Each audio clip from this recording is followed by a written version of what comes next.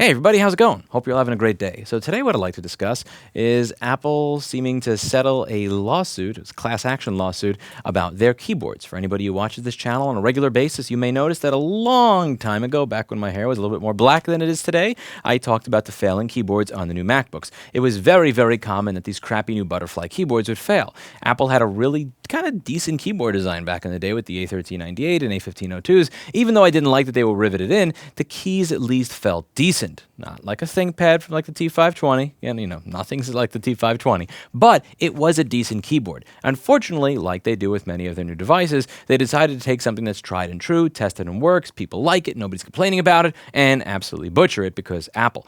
And that's what they did. This keyboard would stop working for no good reason, even if you didn't spill anything on it. Dust could cause these keys to stop working. Sometimes you'd press the S key, and instead of getting one S on the keyboard, you would get three S's on the keyboard. And Apple, at one point, finally decided that they were actually going to acknowledge this issue and replace the keyboards under warranty for their customers. However, what they were doing was, one of my opinions at the time, I'm going to be careful in case there's lawyers watching this, was they were putting in pretty much the same shit. A keyboard that fails at a very similar, if not identical rate. And it does seem like that is part of this particular class action. So it says here that they agreed to pay $50 million to settle a class action lawsuit by customers who claimed it knew and concealed that the butterfly keyboards on its MacBook laptops were prone to failure. The proposed preliminary settlement was filed late Monday in the federal court in San Jose, California, and requires a judge's approval. Customers complained and claimed that MacBook Air, and MacBook Pro keyboards suffer from sticky and unresponsive keys, and that tiny amounts of dust or debris can make it difficult to type. They also said the Apple service program was inadequate because the Cupertino, California-based company often provided replacement keyboards with the same problems, which is what we've been saying all along. The settlement covers customers who bought MacBook Air, MacBook Pro models between 2015 and 2019 in 7 states: California, Florida, Illinois, Michigan, New Jersey, New York, and Washington. And of course, if you bought the computer outside of one of those states and you had the exact same problem, well, sorry, you're fucked. You're not going to get a $1.48 check that you can tape to your refrigerator because it's literally not worth the time to walk to the fucking bank to wait in line to deposit a check that's $1.48. Apple denied wrongdoing in agreeing to settle. Of course they did. Why would they take accountability or responsibility for anything? It did not immediately respond on Tuesday for requests for comment. Big surprise there. Lawyers for the customers expect maximum payouts of $395 to people who replace multiple keyboards, $125 to people who replace one keyboard, and $50 to people who replace keycaps. Okay, this is different. This is where I might actually start to adjust my cynicism. I have been involved in class action lawsuits before. I have never had more than $1.48 to put on my refrigerator. If they do a payout of $395 to people who replace multiple keyboards, $125 to people who replace one keyboard, and $50 to people who replace keycaps, that might actually kind of be worth your time. But again, I'd really like to see that actually happen. And again, I think one of the very few reasons that this particular lawsuit, this particular class action, is actually able to pay out an amount that is worth walking to the bank for is because they are limiting it to several states. So even if you do wind up getting a payout of $125, which in my opinion is still too little. If you got a broken keyboard at Apple and you had to go to an independent repair shop to have this replaced, you paid more than $125 to have that riveted keyboard replaced. This is not even enough money. But the only reason it even is an amount of money that's not a joke is because it's limited to several states, and Apple get a slap in the wrist for 50. And again, something tells me when you do this at the end of the day, a majority of the money is going to the lawyers. Customers also remain eligible for 4 years of free keyboard repairs following their purchases, which is decent. Again, you're going to get the same old keyboard with the same old design flaw and the same old glitch. It's going to keep failing again and again and again and again when you need it most, but it's a step forward. The customer's law firms, Gerard Sharp LLP and something I can't read, may seek up to $15 million for legal fees, which would be deducted from the $50 million settlement fund. Court papers show. Yes. The winners, the real winners here, the lawyers. The case is in MacBook keyboard litigation, U.S. District Court, Northern District of California, number 18-02813. And again, companies are not going to actually start taking accountability and responsibility for these types of things until it's more than like a slap on the wrist. This fine to Apple is less. They care about this less than I care about getting a $175 fine because I forgot to put a license number on a receipt. This is a joke. Just being honest. This is not going to change anything. But some lawyers, they get $15 million.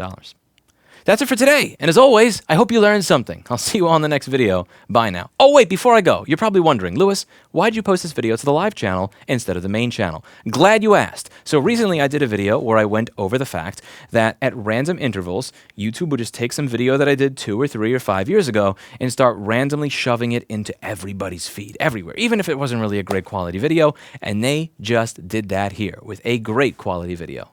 Get my pun? You like my pun? So essentially, when I produce content that you claim you want, like board repair, nobody watches it. When I produce content on things that I used to, right to repair, everything else, companies acting a fraud, and all that, 7,000, 50,000, nobody watches. It's like 0.5% of my channel actually watches it. A subway grade, that's getting 30 to 50,000 views an hour right now. Now, here's what used to happen when I would have a video that goes really viral for some ridiculous reason based on an algorithm, because again, this is not from paging Reddit, this is not direct links from another website, this is not from a forum, this is YouTube's algorithm taking a shit and deciding that they just want to make me rich for some reason. Every time I post a follow-up, not only does the follow-up video not get any viewership, but the old video that the algorithm was overdosing on stops getting put in people's feeds. So essentially, the way that YouTube is set up, if I release a new video on that channel, because this has happened the last 3 times this happened to me, the moment I upload the new video, the old video starts to go to shit. Now, usually on this channel, I will make, let's say, I don't know, like $40 to $150 a day. Most of the time recently, because if you could see how the viewership just went, it's been closer to the 40 mark. But like, I logged in yesterday, and I made $900. Like literally $900 from a subway grade. And like, again, there's a part of me that back in the day would be conditioned to feel guilty for this. You don't deserve that. This was a stupid video. You're just doing a subway grade. But like when I make content like VCCIO versus VCore, when I make the type of videos that people will literally come to the store and say, I came here on Amtrak just to be able to shake your hand. I used to work at Walmart making 20 or 30,000 a year. Now I make 100,000 a year. I have my own workshop. I have my own life. I have time to talk to my kids, and I do all of this board repair shit. I got into this because I watch your stuff. Thank you for teaching me everything when everybody else was trying to not share information back in 2014. Those videos that I'm proud of, that I've made a genuine change in the world with, make $8 to $16. I have learned a lesson that life is not fair. Ray Liotta has this great line in The Iceman. It's like, if you think life's not fair, you want life to be fair, you're talking to the wrong fucking guy. And true, point taken. If you want life to be fair, you're talking to the wrong fucking guy. Life is not fair. And sometimes you will fail, and sometimes you will succeed. And sometimes you'll fail when you put in all the effort that you think you should have to succeed. So why is it that when you put in all this effort to succeed and you do everything right and you fail, that's okay? But when you do something really stupid and you succeed, that's not okay. I'm learning a lesson into my 30s. I'm going to start taking my wins and not care where they came from anymore. So if YouTube decides because of a broken algorithm and a broken system that they would like to reward me for posting shit-tier content, if they want to decide to pay off my rent debt before I leave this building and go off to Texas, if they want to pay off my rent debt within a week or 2, I'm going to let them do it. So you're going to see more of my normal main channel content on this live channel as long as this algorithm is broken, because again, Google wants to pay off my rent debt, I ain't saying no anymore. I'll take it. You want to spam people with a subway grade? Fine. You know what I'm going to do? I might even go to that fucking subway grade and sleep on it for 2 hours. How about that? Maybe that'll be my next video. That may actually be a good idea. Does this even work? I'm kind of curious if I could sleep on that subway grade for an hour or 2. I may time-lapse it. This is actually a good idea for a new video. That's it for today. And as always, I hope you learned something. See you in the next video.